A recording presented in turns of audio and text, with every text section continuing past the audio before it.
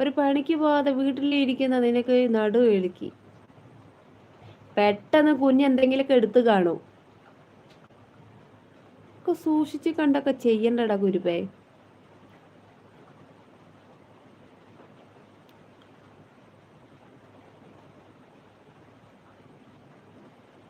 എന്നിട്ട് ഡോക്ടറെ കാണിച്ചോടാ.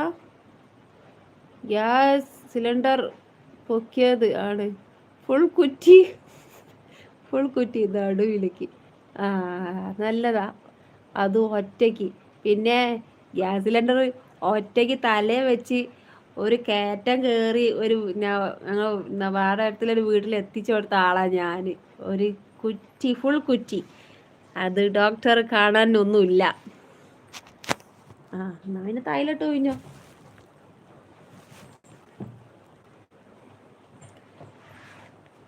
15